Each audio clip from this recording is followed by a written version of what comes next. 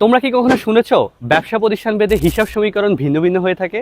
তাহলে চলো আজকে তোমাদেরকে এই জিনিসটা সম্পর্কে অবগত করি। আমরা জানি মৌলিক হিসাব সমীকরণ হচ্ছে এ equal to L plus E. এখানে ই দ্বারা বোঝাচ্ছে ইকুইটি। যদি মাঝে মাঝে প্রশ্ন আসে এক মালিকানা হিসাব সমীকরণ কোনটি, তাহলে অবশ্যই বলবা A equal to L plus O E, owners equity.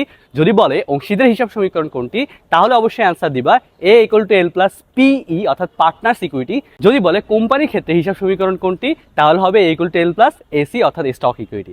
তো এই প্রশ্নগুলো কিন্তু তোমাদের একাডেমিকে যদি নাও এসে থাকে, তোমাদের ভর্তি পরীক্ষাতে কিন্তু আসার প্রবল সম্ভাবনা আছে। তো আজকের এই ভিডিওর মাধ্যমে আমি চেষ্টা করছি তোমাদেরকে সেই জিনিসটা বুঝিয়ে ওঠার জন্য।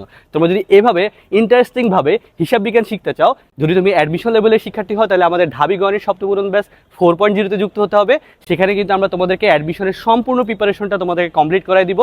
আর পাশাপাশি তুমি যদি এইচএসসি 26 কিংবা 27 বছরের শিক্ষার্থী হও, তাহলে তোমাকে যুক্ত হতে হবে আমাদের অ্যাকাউন্টিং প্রো ব্যাচ 3.0-তে, যেখানে আমরা হিসাব বিজ্ঞান প্রথম পত্র দ্বিতীয় পত্র একদম টোটালি কমপ্লিট করিয়ে দিব। বেসিক থেকে সিকিউ এমসিকিউ সলভ করাবো। তোমাদের জন্য আমাদের পক্ষ থেকে থাকবে প্রত্যেকটা ক্লাসের সাথে ক্লাস টেস্ট, এছাড়াও ক্লাস ভিত্তিক লেকচার নোট, এছাড়াও ওয়েবসাইটের সুবিধা। তো এখনই যুক্ত হয়ে যাও আমাদের সাথে কমেন্টে দেওয়া লিঙ্কে ক্লিক করে অথবা আমাদের পেজে মেসেজ করে।